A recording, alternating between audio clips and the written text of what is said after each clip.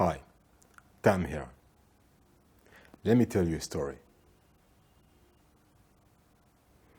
About 5-6 years ago, I was working on cruise ships out of New York, working as a doctor on cruise ships from New York. So at the time, I worked for 3 different cruise ships, or rather in 3 different cruise ships,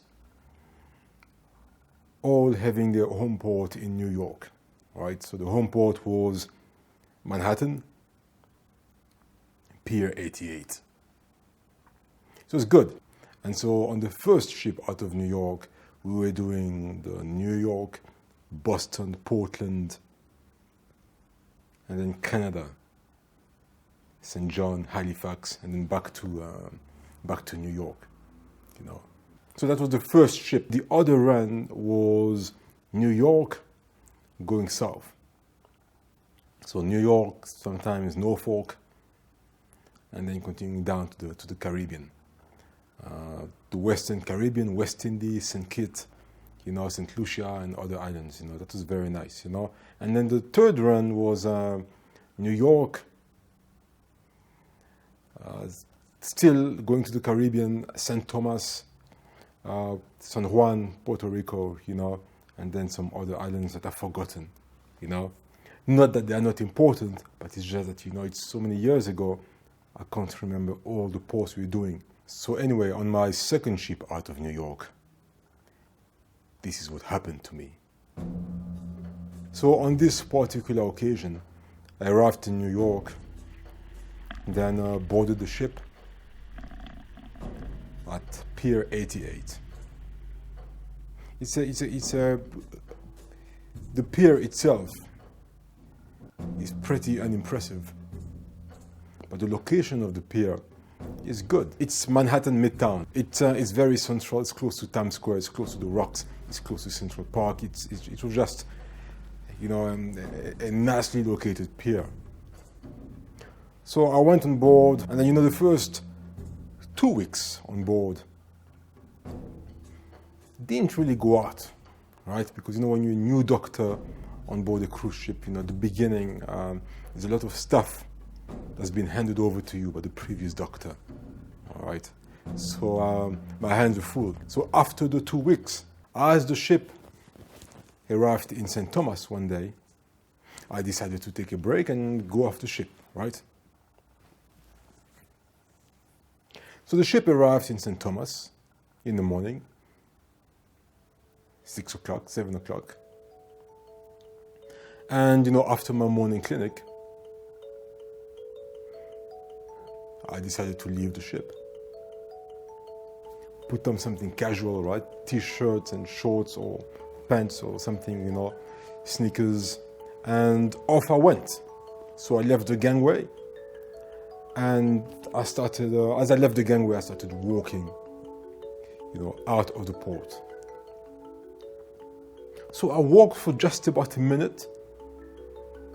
I just left the ship. And then a voice from behind said, "Hi." So I turned around, and then this lady came closer to me, right? And, you know, I said hello, and, you know, we chatted a little bit, you know. So she asked me, "So you're a crew member, right? You work on the ship?" I said, yeah, you know, yeah, I work on board. You too, right?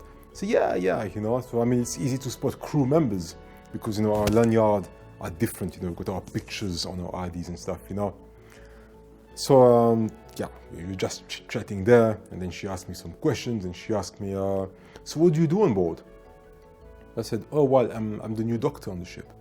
I said, "Oh, that's great," you know, and you know, so we chit-chatted a bit more, and then she asked me where I was going, and I said, "Well, you know what, I just finished my morning clinic, so I'm gonna get something to eat in a restaurant there, and get some good Wi-Fi."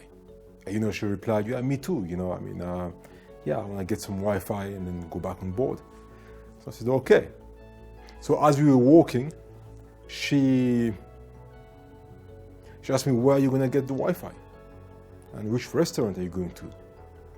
I'm going there to this place there next to the Chinese or Filipino restaurant. I don't remember. It was some years ago. So I said, yeah, well, the restaurant up the mountain. That's where I'm going. So she said, no, which restaurant up the mountain? Which mountain? I said, no, because I had been to St. Thomas before. And for those of you who don't know, St. Thomas is in the US Virgin Island. Right? So I'd been to St. Thomas several times before, and my favorite spot was a restaurant on top of a mountain that had a fantastic view and decent Wi-Fi, right? So I told her, yeah, so I'm gonna take the cable car. You take the cable car, you go up the mountain. There's a fantastic view of St. Thomas. There's a restaurant there, and there's some good Wi-Fi. So she said, well, I've never been there. Can I come with you? I said, yeah, sure, man. I mean, my pleasure.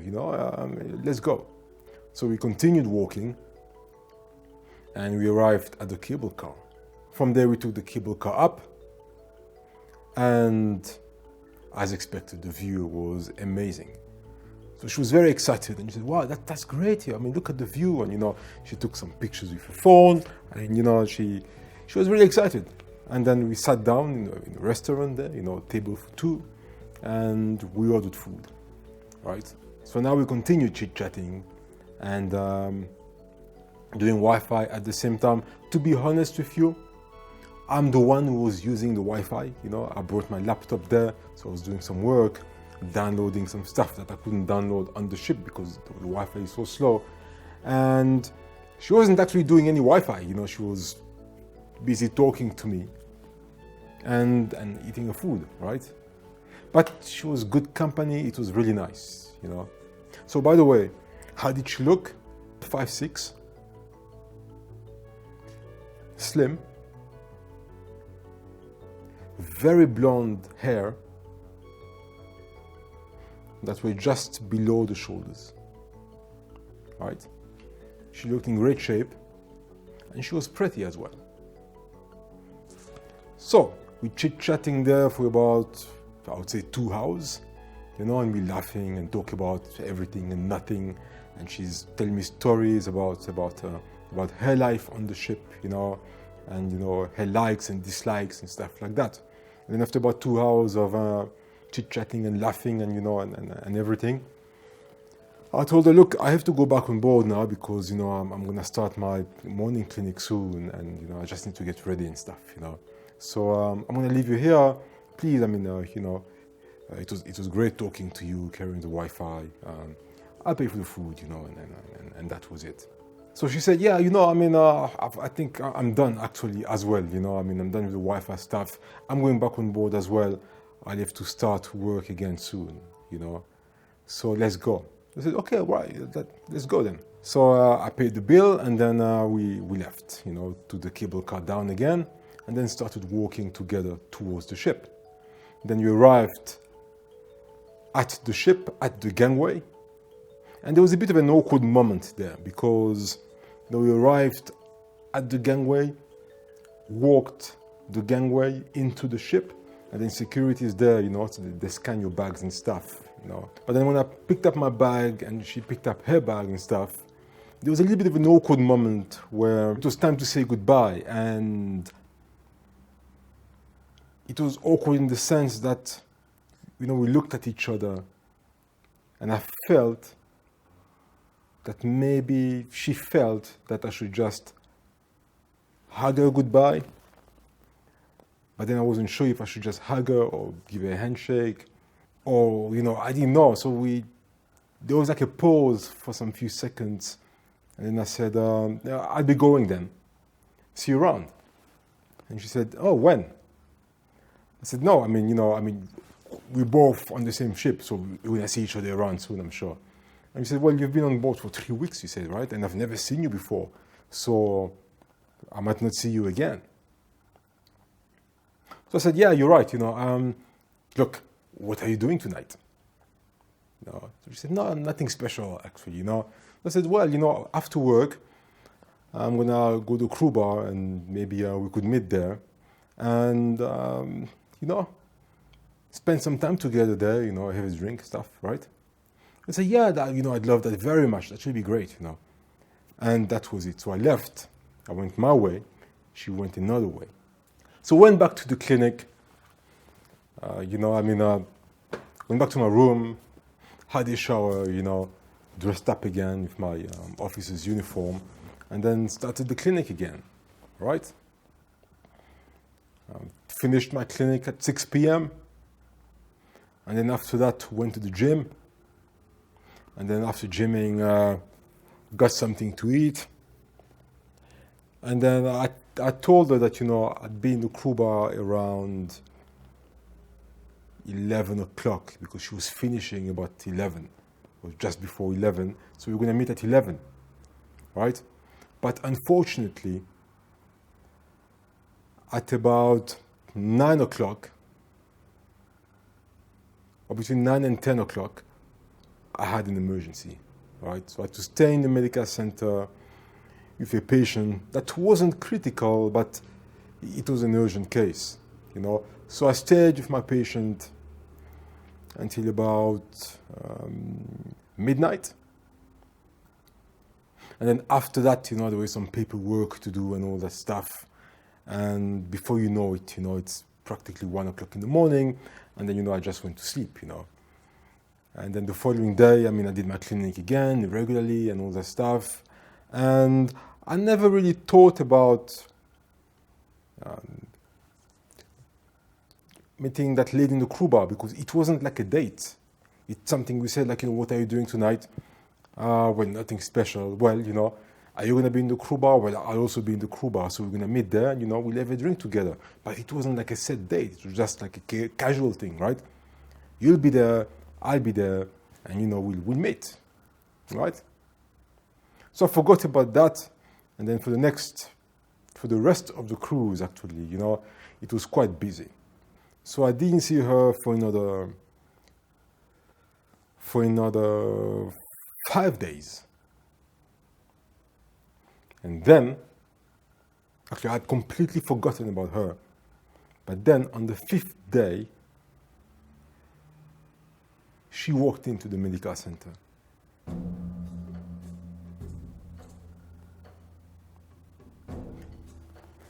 Now that was a day to remember.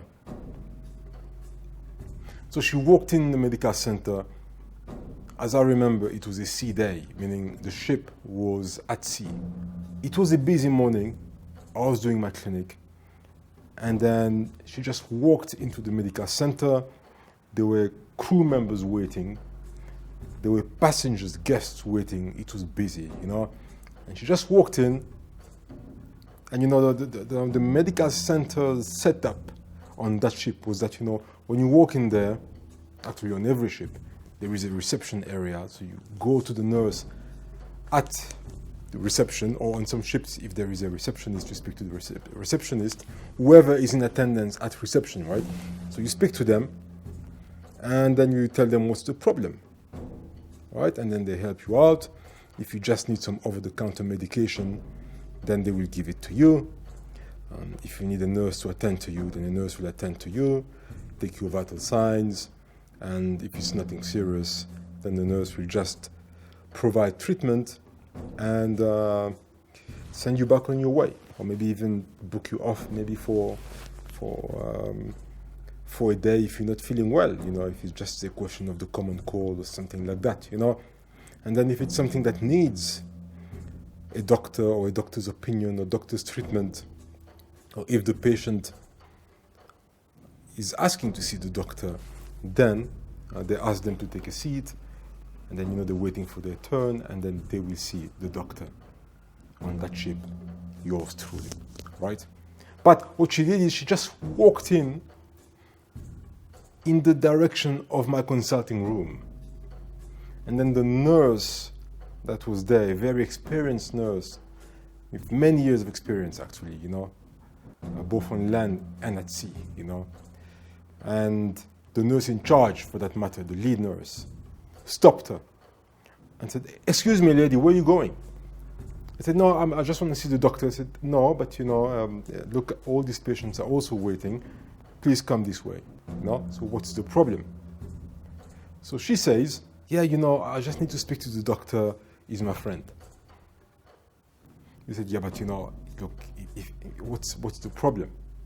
I mean, let's start there. I mean, what can I help you? So, well, I'm not feeling well, but I'm gonna speak to him. So she walked in there, and before the nurse could actually stop her, she had already opened the curtain, and she was now in the consulting room. And she said, "Hi, how you doing?" And I'm like, "Hey, I've got a patient." There was a patient in the consulting room. So, I was speaking to my patient, and I told her, "Hey, hi, how are you? But, I've got a patient now." And then the nurse just quickly grabbed her and said, "You can't do that. The doctor is in consultation." And, you can't do that. That's not proper. That's very disrespectful to the patient and to the doctor as well. I mean, when you're in consultation, the curtain is closed, and, there's actually a light that says, "Do not enter," So this is not something that you should ever do, right? So from there, she said, well, anyway, so now she's raising a voice, right? And she's telling the nurse there, anyway, I'm not feeling well, I'm sick, and I need to be booked off for some few days.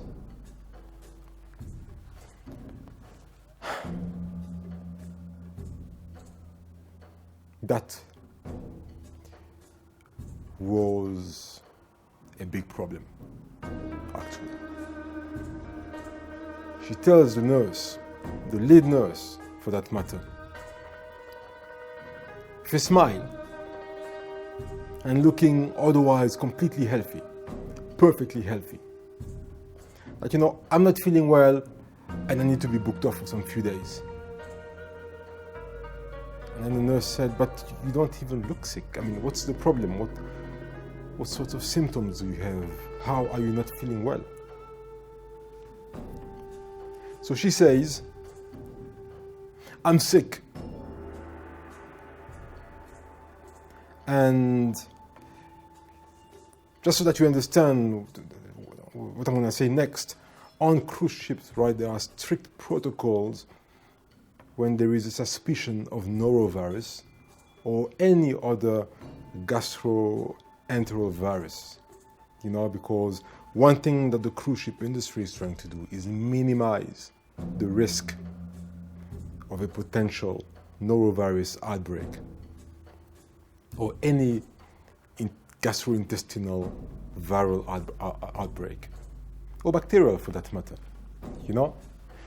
So the cruise ship industry is taking very proactive actions to make sure that, if a crew member or a passenger is showing symptoms of a gastroenteritis, that patient, be it a crew member or a passenger, must immediately be isolated to his or her cabin and then reviewed every 24 hours. They get their food through room service, they get medication from the medical center, and as soon as they feel better, they get released. And once you've been reassessed and it has been established that you've been free of symptoms for 24 hours and now you're feeling great again, then we release you from isolation. Now, when it comes to crew members that are identified as food workers, meaning those who work in the galley, the cooks and all that stuff, and the waiters, so those crew members will be isolated for 48 hours, not 24 hours. So in the case of the lady there, she walked in there, and when the nurse asked her, "So what's the problem?" Looking perfectly healthy and with a smile, she said, "Well, I've got gastroenteritis. I'm a waitress. I need to be off duty for 2 days, as per protocol." So the nurse was not impressed, and she asked her, "But for how long have you been symptomatic? For how long have you been having these symptoms of diarrhea, of gastroenteritis, the vomiting, the diarrhea and stuff?" And she said, "Yeah, well, Uh, I've been sick for more than 12 hours already, you know, since last night. Mind you, we were in the morning, it was about 10 o'clock. And she said she's been sick since last night. Now that's a problem. Because according to the policies of the cruise lines, right? When you are a crew member and you're realizing that you have signs and symptoms of gastroenteritis, you are to report to the medical center immediately, you know?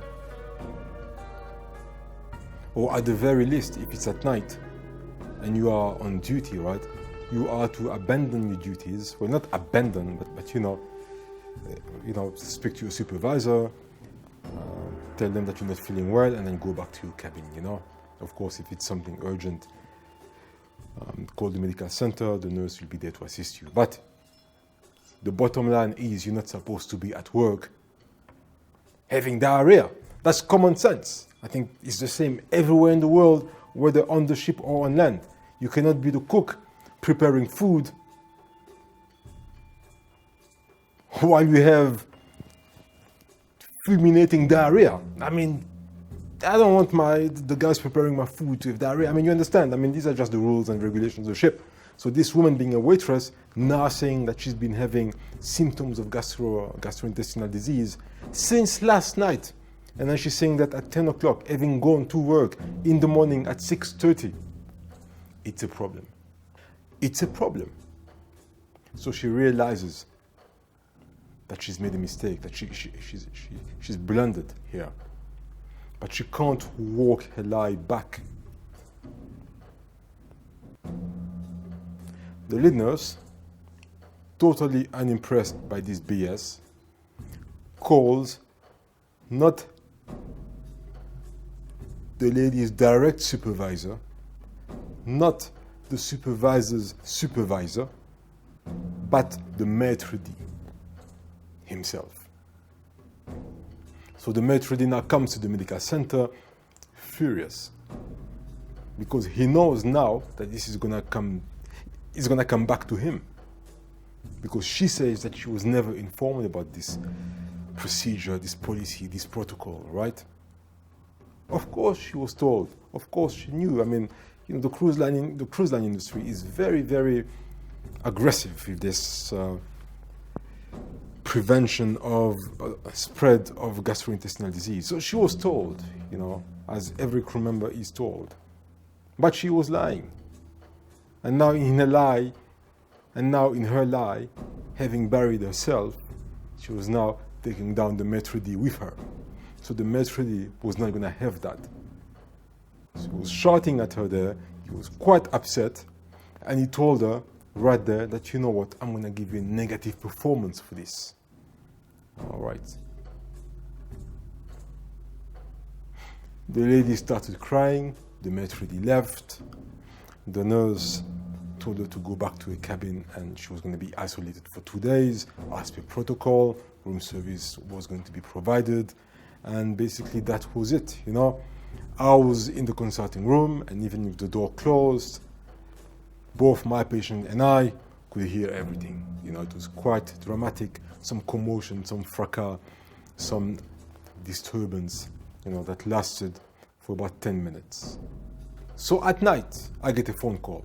So I answer the call, and it's her. Let's call her Lucy, right? She said, "Hi, it's Lucy, how are you doing?"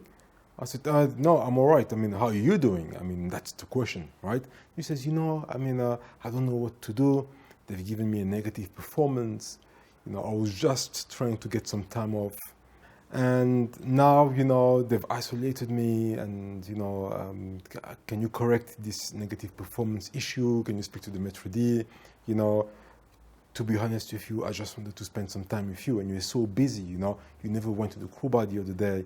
And, you know, it's always full here in the medical center. So I thought, you know, I'm also busy at different house.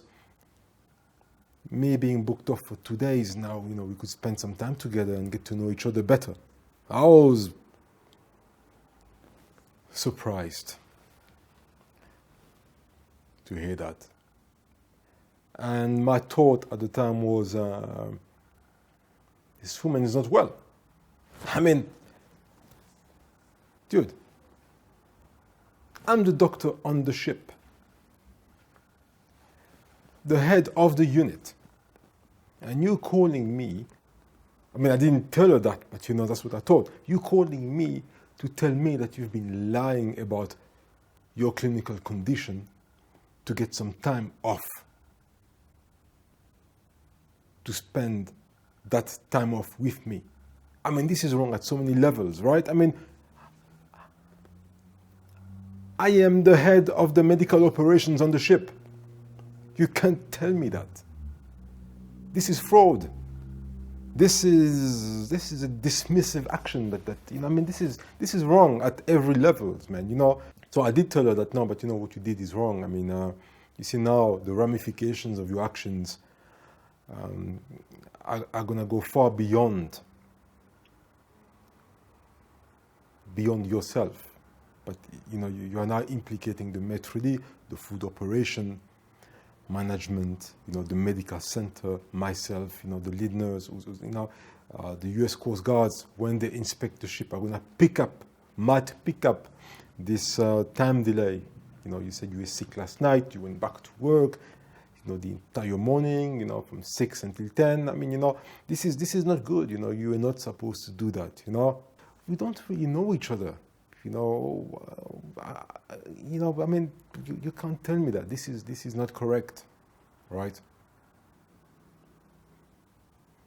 And then I told her, I think that maybe made her upset, but I told her that, you can't really call me in my room at this time of the night. It was very late at night,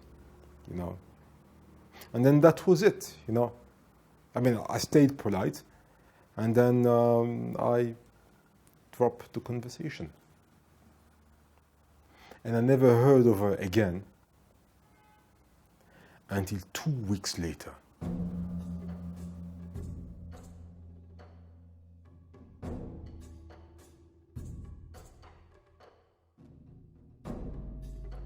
So it's now 2 weeks later. I've completely forgotten about this story. I've now been on the ship for about 5 weeks. Everything's going great.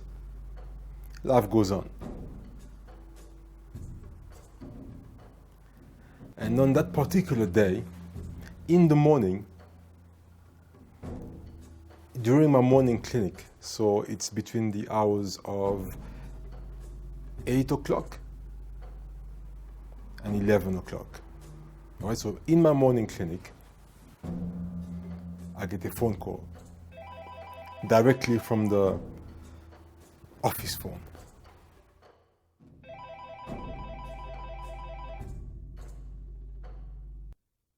So I answer the call, and it's the captain calling. Hi, Captain, how you doing? How can I help you? So the captain says, hey, Doc, would you mind coming to my office there? I'd like to discuss something with you.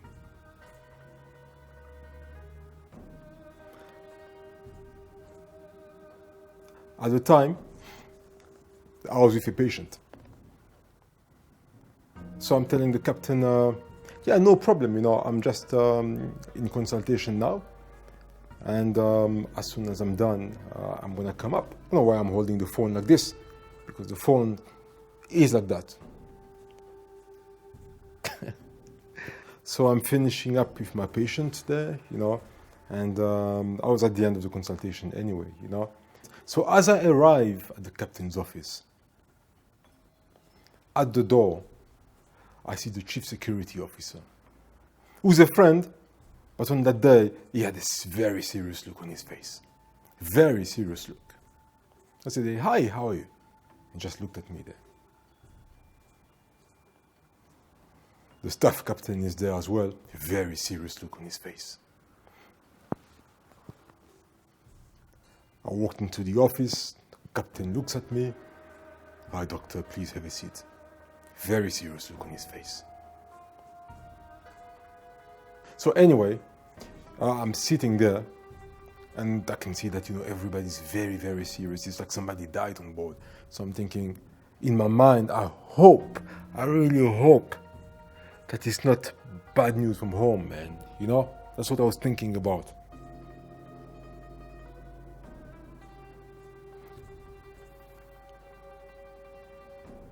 So the captain looks at me and says,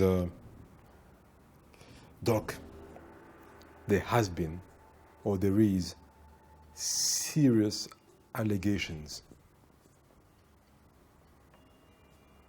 against you.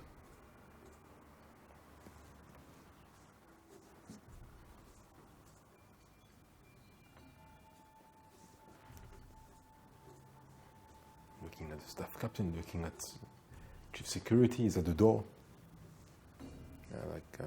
What sorts of allegations? Doc, do you know Miss Lucy so? She's a waitress and she works in this particular mess or restaurant. So I'm like, Lucy, yeah, I think I've met her once. Yeah. I said, well, she has written an 8 pages statement against you, stating that she was sexually assaulted by you and sexually harassed. So it's a case of sexual harassment and sexual assault. I'm thinking, what? I mean, so here's the statement for your perusal. So they gave me the statement and I'm reading through it. And they're all quiet, they give me the time to read, and I'm reading and reading and reading and reading and reading. And I read the entire 8 pages. Unbelievable statement. All right, so this woman, oh man, I didn't know what to think at the time, because it was 8 pages of blatant lies and fabrications.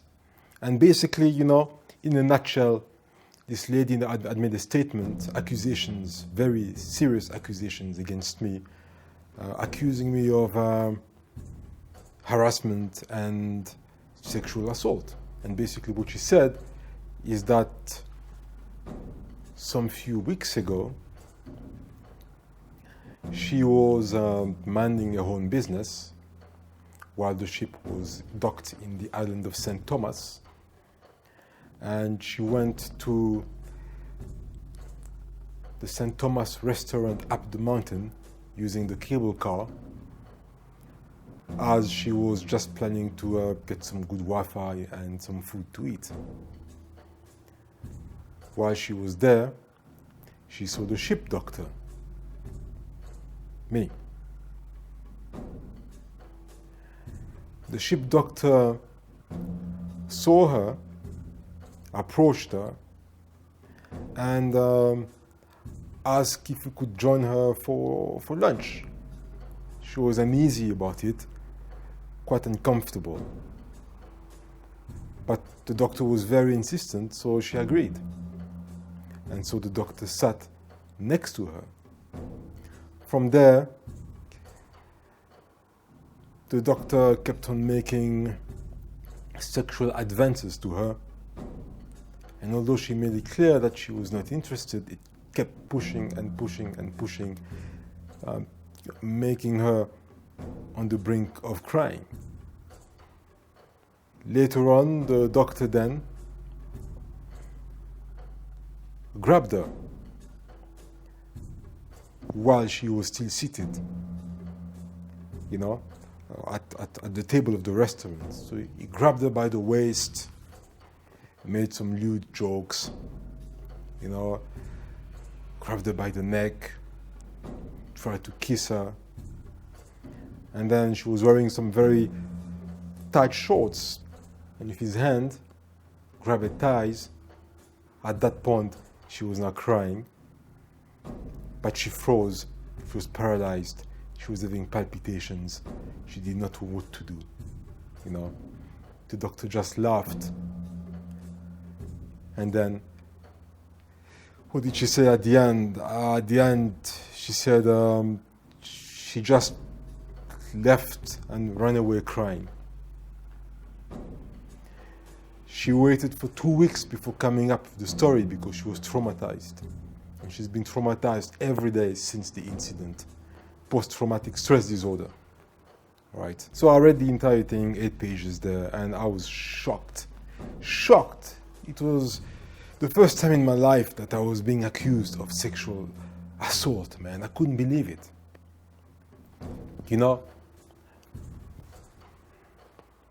I was... that story, man. That story was in 2012.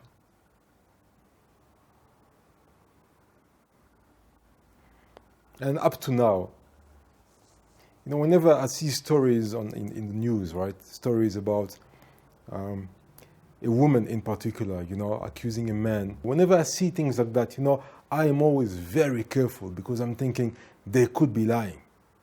They could be lying because it's happened to me, man, And you're innocent until proven guilty, right? No matter how bad you look, no matter how, no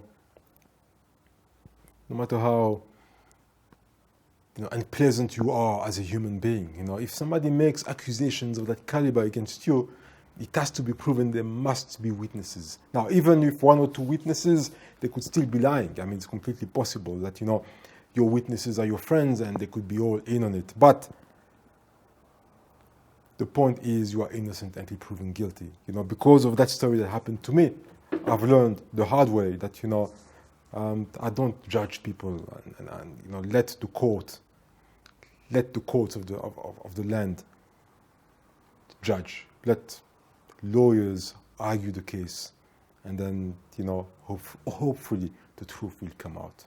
Hopefully, So anyway, back to the story. So I was asked to reply and write a statement of my own. I left the captain's office. Went back to my clinic. I was feeling all sorts of things, right? But being a true professional, I finished my clinic. And then I spoke to the nurses. I told her, you won't believe what's happened here. Lucy, the girl, was faking symptoms of gastrointestinal disease and all that stuff. This is the situation now. This is what she's doing. So the nurses were like, oh yeah, of course, So because you didn't help her out, because I did tell her that, she had given me a call that night and all that stuff. So because you didn't help her out, now it's revenge time, right? So she's doing that. And I thought, yeah, exactly, So, but unfortunately, this was not the situation. We talked about this. And then I was going to call the medical director. But before I could call, I was already called.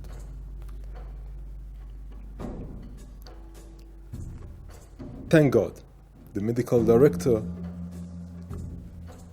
who is the person who interviewed me, hired me, and was a friend, and somebody who regarded me with high esteem, and somebody that I also respected, reciprocally, Thankfully, that person was very supportive. I explained the entire story to him, and he was very supportive. And he told me, you know what, I'm not surprised. So, that was good. I mean, he was very supportive there, so it was good. The nurses were quite supportive as well. But that story was spread like wildfire on the entire ship. Do you know how it feels when you work on a ship that has 1,000 employees and everybody or almost everybody was heard that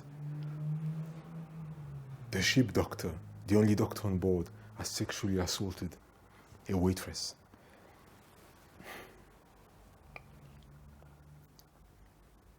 You know,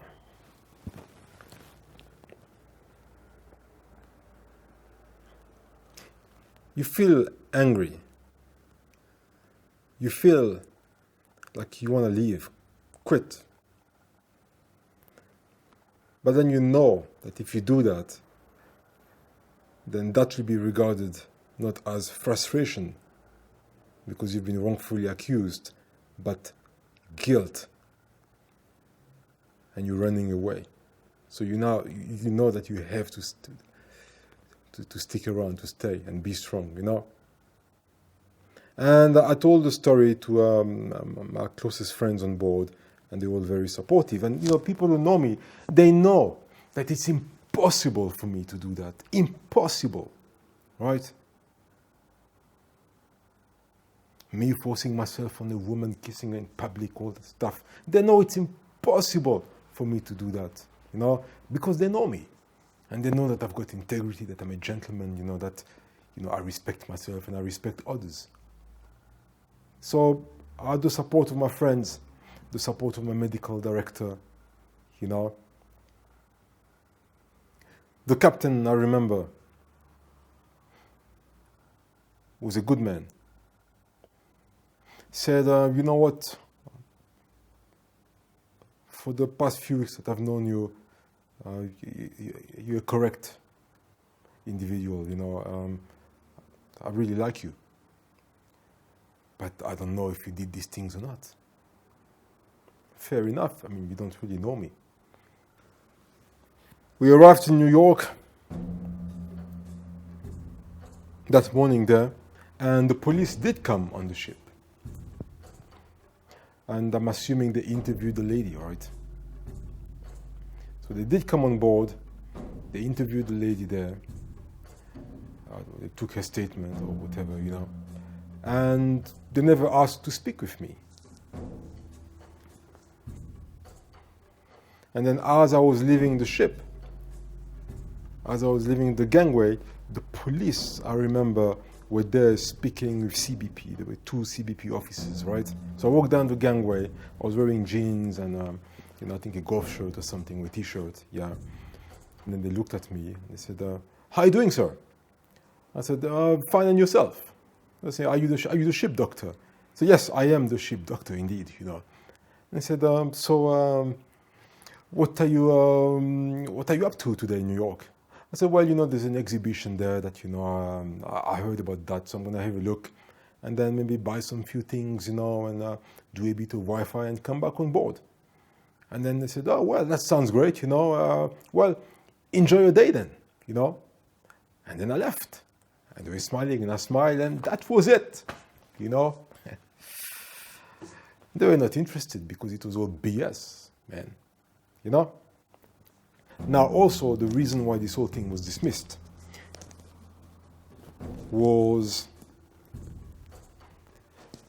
the fact that, you know what, I told the captain and security in my statement that, you know what, this is complete fabrication. Here's the true story, right? I was leaving the ship. I'd left the gangway. She came from behind. She accosted me, you know, struck up a conversation, and then she was going somewhere else. I was going to the restaurant that she didn't even know existed, and she decided to tag along. And you know, we were chit-chatting, and we had a good conversation. After that, we went back on the ship. We were supposed to meet in the crew bar, but unfortunately I was quite busy, so I couldn't make it. And then 5 days later, the whole thing about the gastrointestinal illness happened, you know. And then they confirmed all these details. The Met really confirmed that. So obviously now they saw that, you know, the whole story was being murky and there were some bad intentions from this lady there, you know. Her credibility was lost. But the thing that really killed her story is that spot on top of the mountain there is a spot well known by fellow crew members. So while I was there were at least 5 crew members, right? Ship crew that were there. I remember 5 of them. There could have been more, but I remember 2 two guys who were bridge officers working in the bridge, you know. So there was the one guy was there with his girlfriend, and the other guy was there alone. You know, he was on his laptop doing some work as well. There was a dancer, actually two dancers, right? So it was a man and a woman. So they were there. They were also having some lunch and stuff, you know. So I mentioned those people, and then they managed to find these people, and then they were interviewed as well. And they saw everything, and they heard most of the thing, because that woman was loud. She was laughing loudly. She was having a good time there. So they confirmed that yes, the doctor was there. But you know, we remember her as well. You know, and she was having a good time, and there was no crying of any sort. She was happy and all that stuff. And you know, and they explained everything. He was sitting there. She was sitting at the opposite end of the table there, you know. And they did say that, you know, he came in, had a seat, she had a seat. It's not like, you know, she was sitting all along and then he arrived, asked to sit with her and started harassing her. No, you know, they walked in together, they came together, they seemed to be having a good time, you know. And then they also mentioned that, you know, the doctor stood up, was about to leave, and then the lady also stood up and said, she you know, I mean, she was going to leave as well, you know. And I think that, to be honest, that saved me, because if I had been in another restaurant somewhere with absolutely no eyewitness that are from the ship, that day of that year in 2012, I would have been done. And forever in my career, it would have said that, you know, Dr. Bayer has sexually assaulted a female crew member and has been dismissed from his employment. And possibly even a court case, and I would have ended up in court in New York or whatever, you know. So thank God there were witnesses, and witnesses that I didn't know, actually, you know. They were not my friends or anything like that, you know. So I mean, I was basically, I was found to have done nothing wrong, you know. My name was cleared, and look, in the end, to cut a long story short, the lady, Lucy, we will call her, had to leave the ship. So about, I would say about a week after my name was cleared, she was removed from the ship, you know. But that's another long story, you know. But yes, she was removed from the ship, and actually her employment for the cruise line was, from what I heard, it was terminated, you know.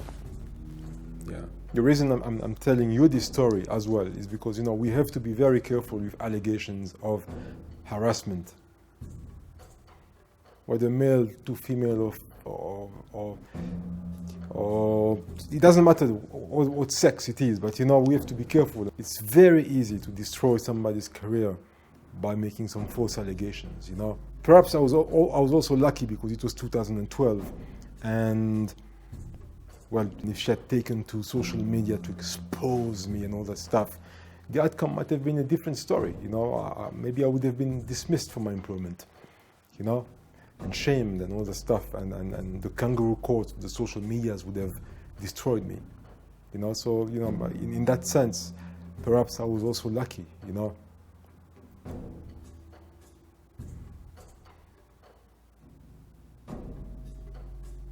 Yeah.